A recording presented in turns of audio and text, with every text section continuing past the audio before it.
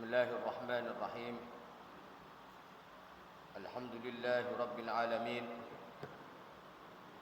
والصلاة والسلام على أشرف الأنبياء والمرسلين وعلى آله وصحبه وبارك وسلم أجمعين. أما بعد، فقالوا سبحانك لا علم لنا إلا ما علمتنا إنك أنت العليم الحكيم. رب اشرح لي صدري ويسر لي أمري واحلل عقدة من لساني يفقهوا قولي. ربي زدنا علما وارزقني فهما. نويت التعلم والتعليم والتذكر والتذكير والإفادة والاستفادة والنفع والانتفاع والحتى تمسك بكتاب الله وسنة رسوله والدعوة على الهدى والدلالة إلى الخير وابتغاء مرضات الله وثوابه وأجره. اللهم إنك استودعناك ما علمتنا فاردد إلينا عند حاجتنا إليه ولا تنسناه يا رب العالمين. الفاتحة على حضرة سيدنا وحبيبنا وقرة أعيننا سيدنا محمد صلى الله عليه وسلم، إلى أرواح مشايخنا مشايخ الجميع في هذه المدينة وفي هذه القرية، إلى أرواح الأولياء والشهداء والصالحين، أن الله يغفر لهم ويرحمهم ويعلي درجاتهم في الجنة ويعيد علينا من بركاتهم وأسرارهم وأنوارهم وعلومهم في الدين والدنيا والآخرة، وبجاههم وبكراماتهم، أن الله سبحانه وتعالى يغفر ذنوبنا، يصلح أعمالنا، ويقضي حوائجنا، حوائج الدنيا والآخرة. الله سبحانه وتعالى يجعل أولادنا وبناتنا صالحات مباركات. الله سبحانه وتعالى يرزقنا رزقا حلالا طيبا مباركا. الله سبحانه وتعالى يختمنا بحسن خاتمة. وإلى حضرة النبي محمد صلى الله عليه وسلم الفاتحة. من الشيطان الرجيم. بسم الله الرحمن الرحيم. الحمد لله رب العالمين الرحمن الرحيم مالك يوم الدين. إياك نعبد وإياك نستعين. اهدنا الصراط المستقيم صراط الذين أنعمت عليهم غير المغضوب عليهم ولا الضالين. Alhamdulillah, pada malam hari ini kita dipertemukan dengan malam ini malam yang diberkahi oleh Allah Subhanahu wa taala, malam yang diridhai oleh Nabi sallallahu alaihi wasallam, malam yang mana kita berkumpul i'tikaf di masjid, kita bermuajahah demi untuk menghidupkan majlis taklim, majlis yang mulia, yang mana seperti majlis ini dulu sahabat bersama Nabi juga sering berkumpul di tempat, yaitu di majlis yang mana sahabat mengambil ilmu kepada Nabi Muhammad SAW secara langsung, dan kemudian ilmu itu diturunkan kepada para tabi'in, dan kemudian tabi'in menurunkan kepada para ulama di bawahnya sampai kepada guru-guru kita. Kemudian Allah Subhanahu wa taala menyampaikan ilmu ini kepada kita. Kemuliaan ini disampaikan kepada kita. Kenapa? Karena kemuliaan yang dimiliki oleh para sahabat, di samping ibadah mereka yang Masya Allah, ibadah mereka yang betul-betul ibadah murni karena Allah Subhanahu wa taala, itu semuanya disebabkan mereka belajar kepada Nabi sallallahu alaihi wasallam. Disebabkan mereka belajar Al-Quran kepada Nabi sallallahu alaihi wasallam. Kemudian mereka belajar hadis kepada Nabi sallallahu alaihi wasallam. kemuliaan yang dimiliki oleh mereka para sahabat, alhamdulillah diberikan kepada kita. Jadi pahala belajar ini alhamdulillah bukan cuma dianugerahkan kepada para sahabat, juga dianugerahkan kepada kita semuanya. Karena orang tua yang berbahagia, ilmu ini adalah warisan Nabi. Ilmu ini adalah warisan para rasul. Sesungguhnya Nabi dan Rasul ini tidak mewarisi dirham dan juga tidak mewarisi dinar, juga tidak mewarisi tanah, kekayaan yang banyak, tapi mewarisi ilmu pengetahuan. Maka yang mengambil ilmu ini, yang menerima ilmu ini, berarti dia telah mengambil suatu upaya yang sangat besar. Jadi pahalanya besar untuk menuntut ilmu ini. Karena kita ini, apa yang kita lakukan, kita meniru apa yang dilakukan oleh para sahabat. Sehingga ilmu ini para hadirin, bapak-bapak, ibu-ibu, ini ilmu tidak diberikan kepada semua makhluk. Bukan seperti kekayaan dunia. Kekayaan dunia itu Allah berikan kepada siapapun yang Allah kehendaki. Orang mukmin dikasih dunia sama Allah. Orang munafik dikasih dunia sama Allah. Orang kafir dikasih dunia sama Allah. Saking tidak ada harganya dunia itu, maka siapapun dikasih oleh Allah Subhanahu wa taala. Bahkan orang kafir itu lebih kaya daripada mukmin. Kenapa? Karena memang sejatinya dunia ini untuk mereka. Untuk kita apa? Pahala. Tapi Allah Subhanahu wa taala memberikan semuanya kecuali ilmu para hadirin. Ilmu tidak akan diberikan kepada makhluknya, semua makhluknya, kecuali makhluknya yang Allah kehendaki. Kecuali makhluknya yang Allah inginkan kebaikan. Kecuali makhluknya yang dipilih oleh Allah Subhanahu wa taala. Berarti intinya orang yang mau menuntut ilmu, berarti itu orang-orang pilihan para hadirin. Abu Ya Maliki mengatakan dalam sebuah kitab, wa hadza amrun asirun, dan ilmu ini perkara yang sangat sulit untuk diinginkan oleh seorang. Coba bayangin, kita merintis pengajian, ya, berapa tahun sudah ini?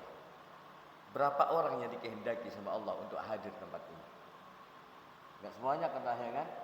Nah, kata Abu Ya Maliki, hadza amrun asir, untuk hadir majlis taklim, untuk mau ngambil ilmu dan mendengarkan dan mengamalkan, itu perkara yang sulit, kata Abu Ya Maliki. Illa bitaufiq minal maula, kecuali itu ada taufik daripada Allah. Para hadirin, apa sih kita mendengar taufik gitu loh? Bukan cuma sekedar nama orang ini.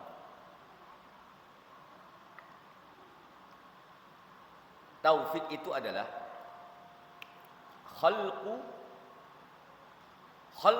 quwwati ta'ah fi ibadih. Taufik itu adalah Allah ciptakan, Allah berikan. Apa itu? Allah, ciptaan Allah kepada seorang hamba. Apa itu? Khalqu qudrati ta'ah, ketentuan Allah kepada seorang hamba, yaitu apa? Quwwatu ta'ah, kekuatan dalam taat kepada Allah Subhanahu wa taala. Kekuatan untuk ibadah kepada Allah Subhanahu wa taala. Ini namanya at-taufiq. Khalqu quwwatu ta'ah. Allah menjadikan pada seorang hamba kekuatan untuk ibadah kepada Allah. Berarti orang yang dimudahkan ibadah kepada Allah, di antaranya hadir majlis taklim, itu berarti orang pilihan. Berarti dikasih kekuatan dalam dirinya untuk menimba ilmu. Dan ini tidak semuanya orang. Sehingga Nabi Muhammad SAW bersabda, "Man yuridillahu bihi khaira yufaqihu fid din." Siapa yang diinginkan oleh Allah dengan kebaikan, maka orang itu difahamkan tentang ilmu agama. Tuh lihat, ini pilihan berarti. Kata-kata man itu, man, siapa? Man itu enggak semuanya orang. Man, siapa? Yang diinginkan. So, ini yang diinginkan. Siapa yang diinginkan? Yang menginginkan ini adalah Allah. Man yuridillahu, barang siapa yang diinginkan oleh Allah bihi khaira, terhadapnya kebaikan, yufaqihu fiddin, dia akan difahamkan tentang ilmu agama. Berarti yang dia punya keinginan, antusias untuk memahami ilmu agama, yang dihadiri oleh para habaib, khususnya majlis taklim di Majlis Nur Ukhuwah ini, para asatidah, ya. Kalau saya bukan kiai, bukan ustadz, tapi saya pencinta kiai, pencinta ustadz, pencinta habaib. Saya sendiri ini bukan ustadz, nggak pantas saya dibilang ustadz.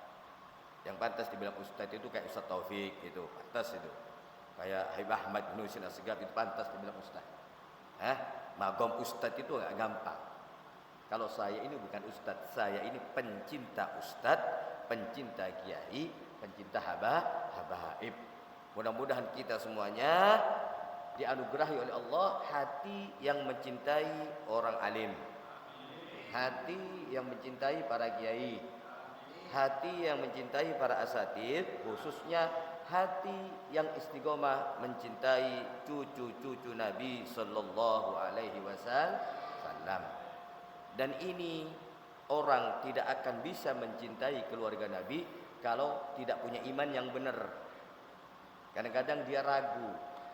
Kalau dulu banyak orang munafik, orang kafir ragu dengan Al-Quran, sekarang banyak orang-orang yang ragu dengan cucu-cucu Nabi. Memang para hadirin, ya saya pahamkan, cucu Nabi itu enggak semuanya alim. Paham? Cucu Nabi itu enggak semuanya alim. Ada yang seperti kita. Ada cucu Nabi yang alim. Kenapa? Karena cucu Nabi itu manusia. Manusia persis sama kita. Punya mata, punya daging, ya, punya keinginan, gitu loh. Punya keinginan untuk apa? Untuk kerja. Punya keinginan untuk macam-macam. Sama persis dengan kita.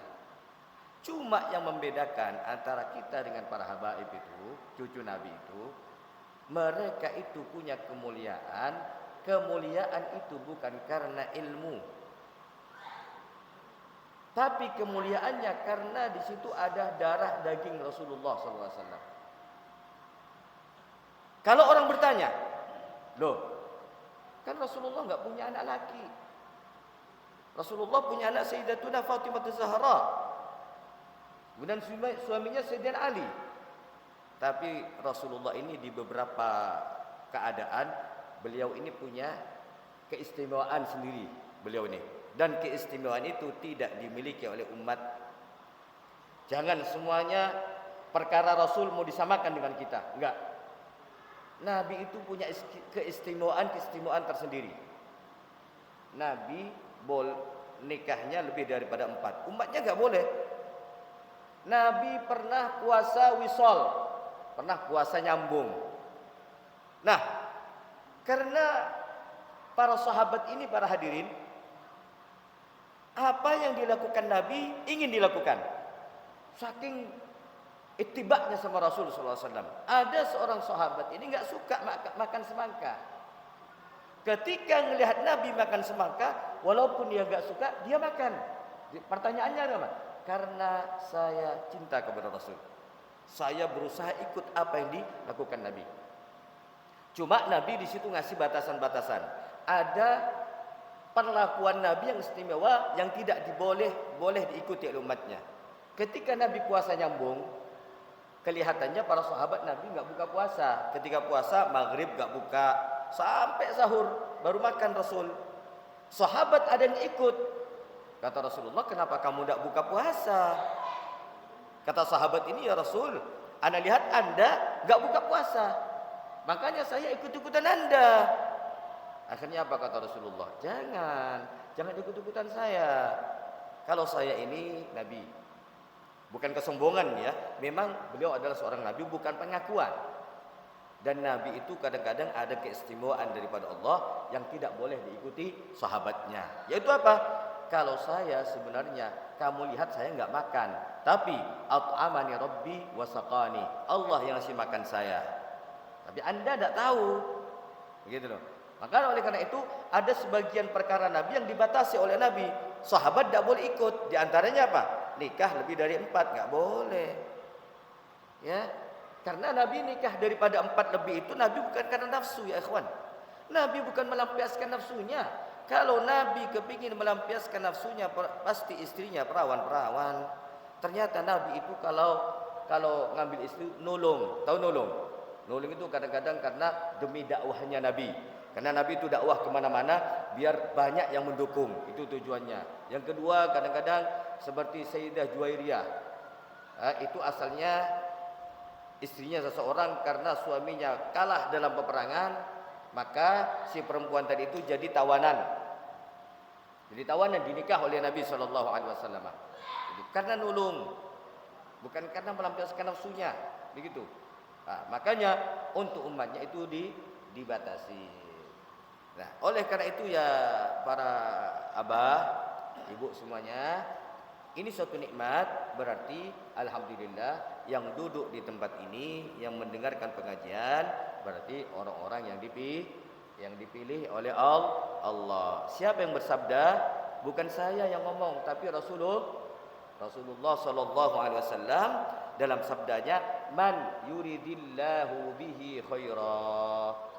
Barang siapa yang dikehendaki oleh Allah kebaikan, yufaqihu fiddin, maka dia akan difahamkan dalam bidang ilmu agama. Ini sabda daripada Rasul sallallahu alaihi wasallam. Kalau kita beriman kepada Nabi, maka juga wajib beriman kepada apa yang disabdakan oleh Nabi sallallahu alaihi wasallam. Karena Nabi ini diutus bukan dari seorang pembohong. Nabi dan Rasul itu diutus karena sifat jujurnya. Karena di sifat-sifat Nabi yang wajib itu ada 4. Siddiq, tabaligh, fatanah. Jadi antaranya adalah Rasul ini amanah. Sifat Nabi ini ya, siddiq, terpercaya, fatanah. Nabi ini orang yang cerdas. Jadi Nabi yang dipilih oleh Allah itu semuanya rata-rata cerdas para hadirin. Cerdas kenapa? Karena ini akan memanage, akan mengelola negara. Sebagaimana Rasulullah SAW ini, apa yang tidak dikuasai oleh Nabi SAW? Apapun dikuasai oleh Nabi, perdagangan dikuasai, dakwah dikuasai, tentang kesabaran, beliau paling menguasai kesabaran. Enggak ada makhluk yang paling sabar selain Nabi SAW. Coba bayangin, Nabi ini rumahnya dilempari kotoran oleh orang kufar Quraisy. Nabi ngamuk. Apa kata Nabi? Ini orang yang melempari rumah saya sebaik-baiknya tetangga. Nabi tidak melihat kotoran dilemparkan ke rumahnya, tapi Nabi melihat akibatnya. Apa akibatnya? Ana harus sabar. Kalau ana sabar, derajat ana makin diangkat oleh Allah Subhanahu wa taala. Nah, seperti contohnya sekarang ya. Contoh kesabaran ini Nabi sudah pasti. Contoh kesabaran seorang wali. Ketika suatu hari begitu Ustaz Habib Taufik menceritakan tentang kesabaran Al-Habib Ja'far bin Syekhul Asygaf. Tentang bagaimana Habib Ja'far bin Syekhul Asygaf ini orang yang sangat melihat akibatnya. Tidak melihat apa yang diberikan oleh Allah Subhanahu wa taala, tapi melihat siapa yang ngasih dan apa akibat daripada kekasih itu. Jadi Habib Ja'far ini ceritanya beliau sakit. Ada di gusinya itu kayak penyakit apa begitu. Dan beliau tidak diobatin. Bukan tidak diobatin, ya intinya bagi beliau itu bukan penyakit gitu loh. Makanya nggak diobatin. Maka datang orang-orang penjinanya, Habib, antum ini kalau orang sakit ya, begitu sembuh, ini ya, sembuh. Nah, itu sekarang yang jadi fitnah. Katanya para Habib itu jual air, padahal nggak begitu. Sembuh. Kata Habib Ja'far, mereka datang minta kesembuhan karena sakit. Mereka datang minta kesembuhan karena sakit. Loh, saya nggak sakit kok. Lah itu Habib antum punya penyakit. Oh, ana nggak sakit. Ini bukan penyakit, ini hiburan dari kekasihku. Gitu Habib Taufik cerita. Ini hiburan dari kekasihku, Allah Subhanahu wa taala. Ini bukan saya anggap penyakit. Kata beliau, kalau seandainya sakit ini dianggap penyakit dan saya sakit, mau saya buang di sampah, saya bisa. Cuma ini adalah hiburan saya yang Allah berikan, yaitu Allah itu kekasih saya, gitu loh. Jadi sama beliau itu dianggap ini adalah hiburan bagi seorang wali. Karena saya pernah belajar di ilmu tauhid, ya. Seorang wali itu ketika sakit dia merengek sedikit, maka magomnya akan turun. Itu namanya ranan dalam kitab itu. Saya pernah belajar kitab tauhid itu, seorang soleh kekasih Allah itu, jika dia itu ngerengek saja ketika sakit, maka magomnya akan turun. Tahu magom sampean? Magom itu magom kewalian, bukan magom kuburan, bukan. Apa namanya? Bahasa Jawanya itu yang asli apa ya? Apa tingkatan kewalian itu? Sir kewalian itu apa? Kalau bahasanya orang keraton enggak? Napa Ustaz? Ya pangkat lah begitu. Di kewalian itu ada pangkatnya. Nah, jadi mereka itu kalau sakit ngerengek sedikit itu pangkatnya akan turun. Jadi turun pangkat. Makanya kalau cerita manaqib para wali itu sakit nggak dirasakan. Itu karena mereka saking takutnya sama pangkat itu. Ini bukan pangkat dunia loh ini. Ini pangkat kewalian, pangkat insya Allah Subhanahu wa taala. Yang menyebabkan dia nanti di hari kiamat mendapatkan kemuliaan dunia wal akhirat. Nah begitu. Alhamdulillah. Nah maka nikmat daripada Allah Subhanahu wa taala harus kita syukuri dan juga kita selalu bersolawat kepada Nabi sallallahu alaihi wasallam yang telah menjadikan kita sebagai khairu ummah. Gitu. Bismillahirrahmanirrahim. Kita pernah belajar sebelumnya Allah berfirman, "Wa man nu'ammirhu",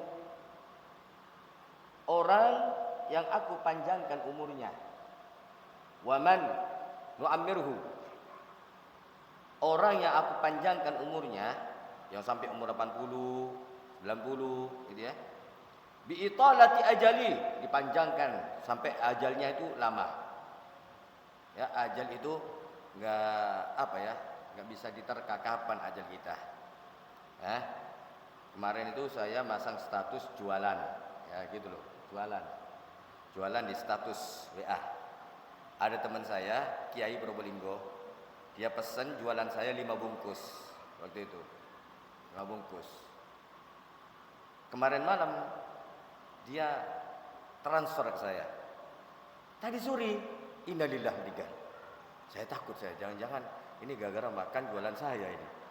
Tapi saya tanya, sebab meninggalnya kenapa? Oh ini udah seminggu yang lalu dia di rumah sakit, udah 2 hari rumah sakit. Takut saya. Kirakan saya jualan makanan. Takutnya meninggalnya gara-gara beli jualan online kok. Takut saya. Saya tanya ke teman-teman, oh Kiai itu kok meninggal? Sebabnya apa? Jantung Ustaz. Oh aman berarti jantung. Ya Allah. Kemarin malam transfer ke anak. Transfer. Khalas. Sore tadi ada berita meninggal, ya Allah. Lalu itu loh umur Pak, kita nggak tahu. Untung dia kayak begitu fuja'ah, begitu meninggalnya mendadak kayak begitu, dia sudah punya, mudah-mudahan amal jariahnya sudah diterima Allah Subhanahu wa taala. Dia punya pengajian di mana-mana. Dia punya pengajian di mana-mana, majelisnya banyak. Dia seorang kiai, seorang pengasuh pondok pesantren. Dia teman saya dulu waktu di Yaman. Orangnya masih muda, masih seumur Pak Yahya, masih muda. Ya. Tapi ala kulli hal dia sudah meninggalkan santri yang banyak. Dan itu amal jariah, meninggalkan orang-orang pengajian-pengajian yang banyak itu amal jariah. Makanya Pak, saya itu semangat untuk ngisi pengajian itu karena satu tujuan saya itu, saya ini yakin bahwasanya kita semuanya akan meninggal. Nah, setelah meninggal kita dikubur itu, apa yang mau kita kerjakan kalau kita nggak punya amal? Ya, alhamdulillah, mudah-mudahan apa yang kita lakukan malam ini dan sebelumnya dan selanjutnya ikhlas karena Allah, dan kemudian Allah memandang amal kita dan menerima semua amal kita, sehingga kita kalau sudah meninggal kita nggak tahu siapa yang duluan di antara kita. Ketika kita sudah di barzah, kita tinggal senyum menerima amalan-amalan kita semuanya. Nah, ini Pak modal kita. Kayak hadir pengajian-pengajian itu modal kita, itu loh. Nah, antum disaksikan oleh amal antum ketika antum duduk malam kayak gini nih. Nanti ketika antum sudah di kuburan, itu ditemenin sama amalnya, gitu loh. Yang asalnya orang melihat kuburan itu ngeri, ya kan?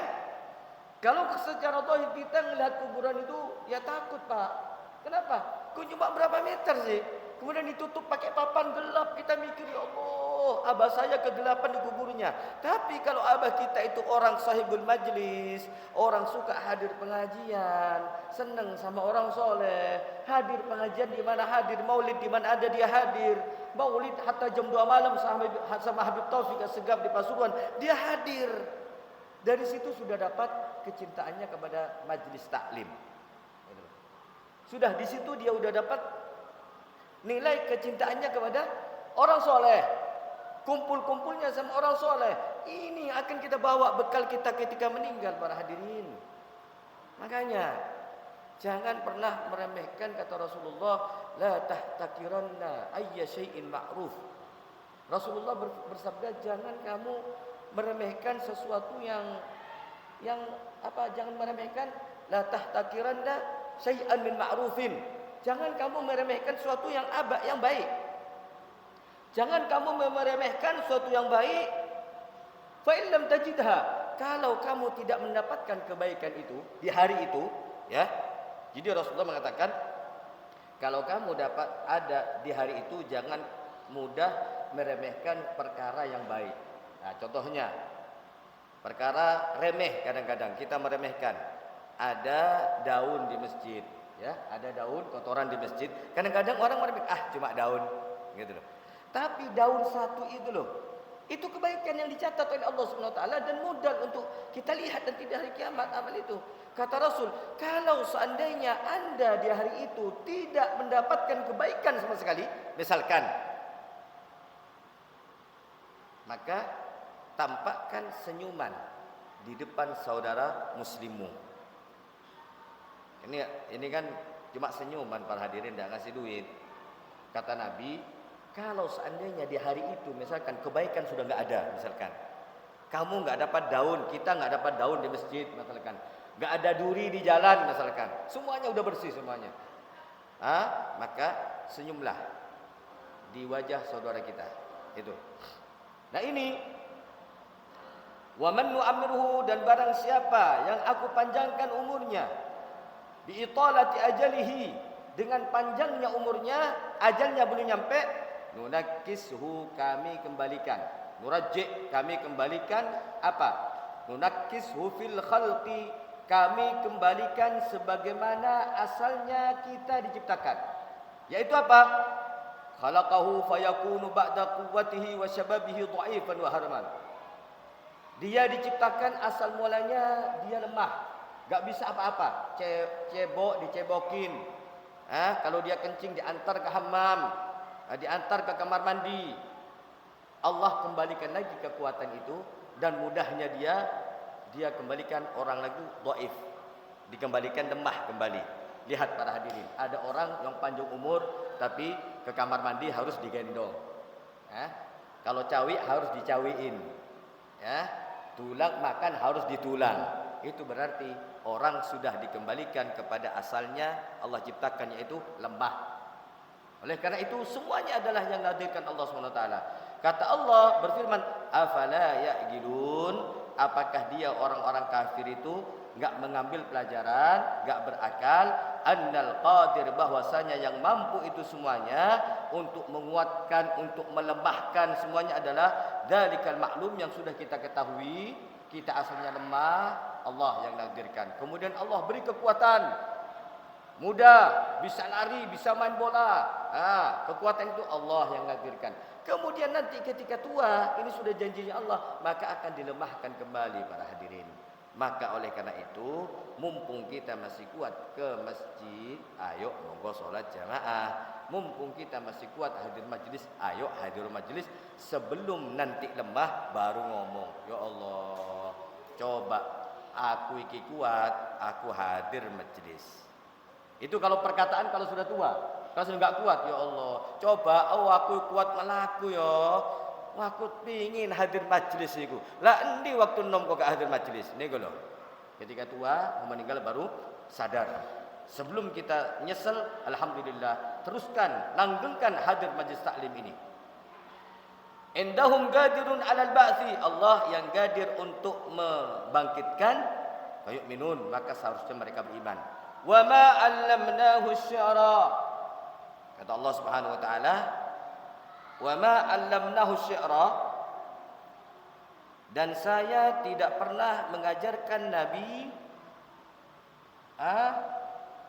dan kami, kata Allah, tidak mengajarkan syair kepadanya, yakni kepada Nabi Muhammad. Wa ma 'allamnahu, dan kami tidak pernah mengajarkan syair kepada Muhammad. Naam. Raddan li qaulihim anna ma ata bihi minal Qur'an syi'run. Ini menolak. Allah itu menolak bahwasanya orang-orang kafir itu, Abu Lahab itu, Abu Jahal itu nyangka kalau Al-Qur'an itu adalah karangannya Nabi Muhammad. Ini syairnya Muhammad. Orang Arab biasa bikin syair seperti itu. Karena orang jahiliyah waktu itu nyangka Al-Qur'an karangannya Sayyiduna Muhammad, maka Allah berfirman, ma'allamnahu syi'ra, saya tidak pernah ngajari Muhammad kekasihku syair. Bahkan Nabi Muhammad itu mendapatkan julukan An-Nabiyul Ummi, Nabi yang ummi. Nabi tidak bisa membaca dan tidak bisa menulis. Untuk apa dapat julukan itu? Nabi gak bisa baca, gak bisa nulis. Lah bagaimana Anda orang kafir menyangka Quran ini adalah karangan Muhammad, sedangkan Muhammad tidak bisa nulis, tidak bisa baca. Tapi Nabi Muhammad adalah, walaupun seperti itu, Nabi Muhammad belajarnya bukan seperti kita belajar di kelas, menulis gitu, enggak. Langsung dikasih wahyu sama Allah Subhanahu wa taala, karena cerdasnya Nabi langsung dihafal oleh Nabi sallallahu alaihi wasallam. Jadi ilmu itu bukan ilmu menghafal begini, enggak. Ladunni minallah Subhanahu wa taala, dikasih oleh Allah Subhanahu wa taala kekuatan hafalan Nabi Muhammad sallallahu alaihi wasallam. Sehingga Nabi Muhammad itu enggak ada celah orang kafir untuk mengatakan Al-Qur'an karangannya Muhammad. Karena Nabi Muhammad tidak bisa menulis dan tidak bisa membaca. Tapi kelebihan Nabi adalah punya hafalan yang sangat kuat. Akalnya ini di atas rata-rata, sehingga ketika diajarin oleh Nabi wahyu, Nabi langsung hafal. Wahyu begini, Quran ini semuanya ketika turun Nabi langsung hafal.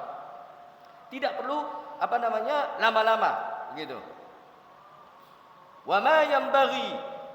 Jadi kata Allah Subhanahu wa taala, enggak pantas, enggak seharusnya kamu. Yanbaghi lahu, tidak sepantasnya, tidak gampang baginya asyar. Yani enggak gampang bagi Nabi untuk mengarang Al-Qur'an gitu. In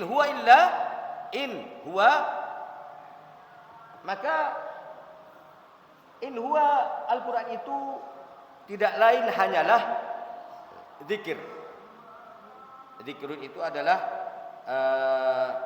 nasihat. In huwa, dan tidak lain Al-Qur'an itu illa zikrun, kecuali nasihat. Idhatun, nasihat bagi siapa? Nasihat wa Qur'anun mubin, dan dia adalah Al-Qur'an mubinun, yang jelas. Ya, adalah kitab yang jelas. Mubin itu, jadi Al-Qur'an itu bukan karangan Muhammad, tapi Al-Qur'an itu adalah nasihat. Nasihat buat siapa? Dan ini kitab ini adalah jelas. Jelasnya apa? Dia di dalam Al-Quran ada hukum mubin, mubayyin, yakni pelajaran dan kitab yang jelas. Kitab yang jelas itu maksudnya di dalam Al-Quran itu ada hukum-hukum Allah dan selainnya. Untuk apa? Liyundhira man kana hayyan, untuk memperingati, liyundhira, agar Nabi memperingati man kana hayyan, bagi makhluk yang hidup, ya'gil, yang berakal, wa ma yukhatab bihi wa humul mu'minun. Dan di sini maksudnya apa? Ini bagi orang yang berakal, ya, seharusnya berpikir, ini Al-Quran ini bukan daripada Nabi Muhammad. Nabi Muhammad ini cuma diturunkan kepadanya wahyu untuk apa? Untuk diterangkan, untuk disampaikan kepada umatnya. Begitu, disampaikan kepada orang-orang yang berakal. Ya, ikidu ma yukhatabu bihi wa humul mu'minun. Di antaranya khitab ini adalah kepada orang-orang mukmin. Al-Quran ini adalah sebagai nasihat kepada kita, orang-orang mukmin. Dan juga ini peringatan buat kita semuanya. Yang menyampaikan peringatan itu adalah kewajiban Nabi Muhammad. Karena Nabi Muhammad adalah seorang nabi dan rasul. Wallahu a'lam bishawab. Mudah-mudahan kita tetap istiqomah iman kepada Al-Quran, istiqomah untuk membaca Al-Quran. Dengan baca Al-Quran, insyaallah ini Al-Quran akan menemani kita di alam barzah. Amin ya rabbal alamin. Subhanakallahumma wa bihamdik, asyhadu an la ilaha illa anta, astaghfiruka wa atubu ilaik. Wassallallahu ala sayyidina Muhammadin wa ala alihi wasallam, walhamdulillahi rabbil alamin. Assalamualaikum warahmatullahi wabarakatuh.